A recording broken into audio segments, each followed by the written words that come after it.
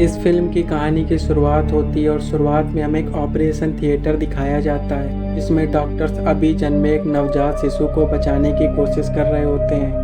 तभी सीन बदलता है, हम एक औरत को देखते हैं जिसका नाम डायन शेफर्ड है। वो इसी बच्चे के पास अपना सर रख के रो रही होती है। दरअसल ये औरत इसी बच्चे की माँ होती है। अब कहानी में कुछ साल बाद हम एक क्लोई नाम की लड़की को देखते हैं जिसे बहुत सारी खतरनाक बीमारियां हैं और ढेर सारी दवाइयां लेना और अपने शुगर लेवल को चेक करना उसका रोज का काम है। अब हम इसकी माँ को देखते हैं जो क्लोई को दवाइयां दे रही होती है। ये वही औरत होती है फिल्म की शुरुआत में अपने बच्चे के मरने के गम पर रो रही थी। दरअसल डायन शेफर्ड अपने बच्चे के मरने के गम से साइको बन चुकी है और क्लोई को भी उसने उसी हॉस्पिटल से चुरा लिया। इस बारे में क्लोई को कुछ नहीं पता होता। क्लोई बहुत होशियार लड़की है। वो एक जानी मानी यूनिवर्सिटी से अपने आगे की पढ़ाई करना चाहती है। इसके लिए उसने वहाँ अप्लाई भी किया होता है। ये बात उसने अपनी माँ डायन शेफर्ड को भी बताई होती है। जैसे ही उसके घर के सामने कोई पार्सल गाड़ी आती है वो भागकर उसके पास जाती है। उसे लगता है यूनिवर्सिटी से मेरे लिए कोई लेटर आया होगा, बट वो हर बार की तरह निराश हो जाती है। ऐसे ही कुछ साल बीत जाते हैं। एक दिन क्लोई लैपटॉप पर कुछ काम कर रही होती है, तभी उसे एक गाड़ी का हॉर्न सुनाई देता है। उसे लगता है कोई पार्सल देने वाली गाड़ी है। वो झांक कर देखती है, उसकी माँ बाजार से आई होती है। वो हताश होकर फिर से अपना काम करने लगी। तभी उसने देखा उसकी माँ किसी से फोन पर बात कर रही है। वो उसी बैग के पास गई और उसमें से कुछ चॉकलेट निकालने लगी। तभी उसकी नजर एक हरे रंग के कैप्सूल पर पड़ती है। उसने उसे बाहर निकाल के देखा तो उस पर उसकी माँ का नाम डायन शेफर्ड लिखा हुआ था, पर उसके हिसाब से उसके माँ को कोई बीमारी नहीं थी। उसे ये बात जानकर बहुत अजीब लगी। रात को सोने से पहले उसकी माँ उसे कुछ दवाइयाँ देती थी। क्लोई तुरंत पहचान गई, ये तो वही हरे रंग का कैप्सूल है जिस पर मेरी माँ का नाम लिखा था। उसने ये बात अपनी माँ से पूछी तो डायन शेफर्ड ने कहा दुकानदार पैकेट पर दवा खरीदने वाले का नाम लिखा है। क्लोई इस बात पर पूरी तरह से संतुष्ट नहीं थी,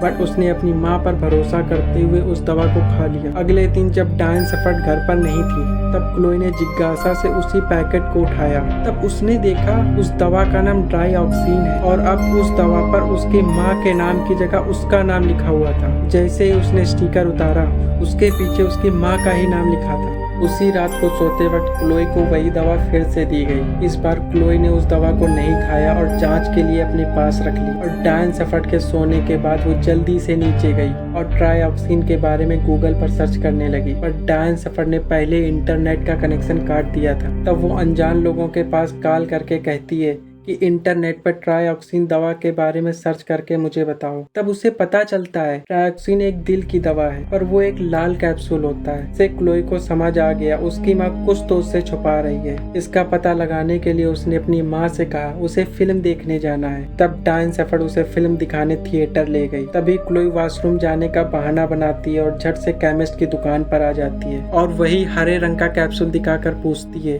ये किस बीमारी का कैप्सूल है। दरअसल क्लोई जानना चाहती है ये किस बीमारी का कैप्सूल है। केमिस्ट ने जब वो कैप्सूल देखा तो वो कुछ समझ नहीं पाई क्योंकि वो दवा ट्राईऑक्सीन थी ही नहीं, बल्कि वो एक राइटोकेन नाम की दवा थी जो कुत्तों के लिए इस्तेमाल की जाती है। वो केमिस्ट से पूछती है अगर ये दवा किसी इंसान को दी जाए तो।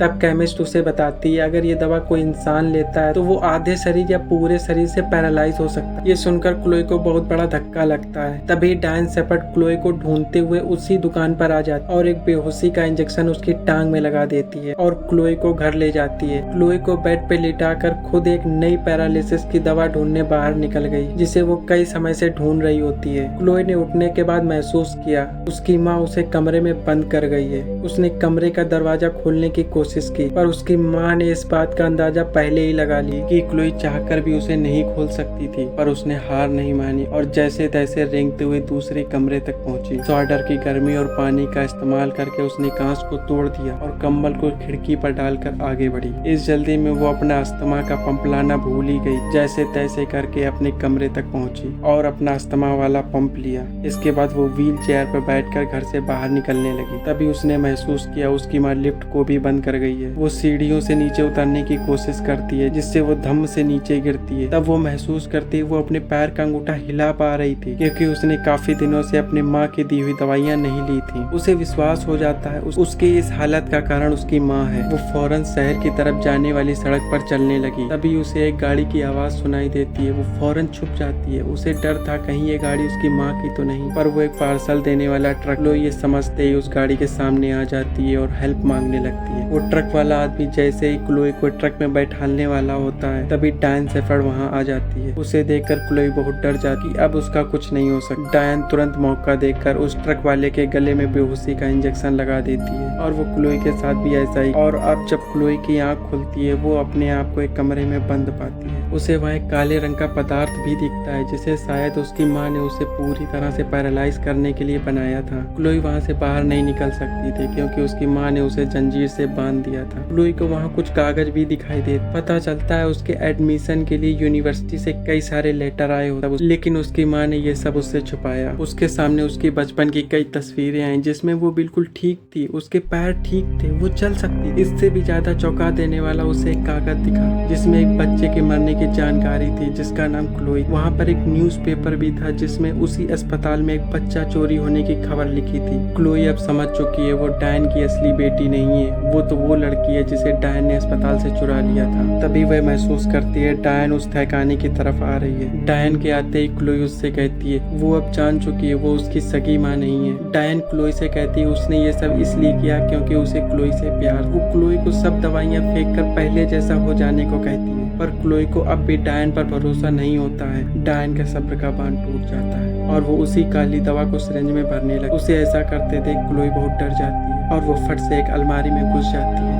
उसे वहाँ एक जहर की बोतल दिखती है और जैसे ही डायन वहाँ आती है वो फट से उस जहर को पी ले। डायन अपनी बेटी को मरता देख जोर जोर से रोने लगी। क्लोई को तुरंत अस्पताल ले जाया गया। डॉक्टर्स उसे बड़ी मुश्किल से बचाने में कामयाब हुए, लेकिन वो अभी ना ही कुछ बोल और हिल सकती। क्लोई ने देखा उसकी माँ डायन उसे खिड़की से घूर रही है। तभी उसने तुरंत नर्स को इमरजेंसी बटन दबाकर हेल्प के लिए बुलाया, लेकिन वो कुछ बोल नहीं सकती थी, इसलिए नर्स ने तुरंत उसे कागज और पेन दिया। क्लोई कुछ लिख ही रही होती है तभी इमरजेंसी अलार्म बजा। पता चलता है उसकी माँ ने सबका ध्यान भटकाने के लिए इस अलार्म को बजाया होता। और थोड़ी देर बाद डायन क्लोई के वार्ड में आती है और जल्दी से सारे उपकरण हटाकर उसे घर ले जाने लगती है। तभी नर्स उसी वार्ड में आती है। वो देखती है क्लोई वहाँ नहीं है, पर उसे क्लोई का लिखा हुआ पर्चा मिल जाता है। उस पर्चे पे लिखा होता है मॉम। इसे देखकर नर्स तुरंत सिक्योरिटी को बुला देती है। उधर डायन क्लोई को घर ले जा रही होती है, तभी सिक्योरिटी उसे रोक लेती है। तभी डायन भी सिक्योरिटी पर गन तान देती है और तभी उसमें से एक आदमी डायन पर गोली चला देता है, जिससे वो सीढ़ियों से नीचे गिर जाती है और क्लोई को बचा लिया जाता है। अब कहानी में हम 7 साल बाद देखते हैं क्लोई एक पागल खाने में अपनी उसी डायन माँ से मिलने आई होती है और वो डायन से कहती है उसकी जिंदगी उसके परिवार के साथ काफी अच्छी कट रही है और उसने अपनी पसंदीदा यूनिवर्सिटी से पढ़ाई भी कंप्लीट कर ली। और वो आखिर में कहती है माँ मैं तुमसे बहुत प्यार करती हूँ, चलो मुँह खोलो, दवा खाने का टाइम हो। इस खौफनाक नज़ारे से इस फिल्म का अंत होता है। दोस्तों अगर इस फिल्म की कहानी आपको प्लीज इसे एक लाइक और कमेंट करके जरूर बताएं। Thank you so much. फिर मिलते हैं एक नई कहानी के साथ।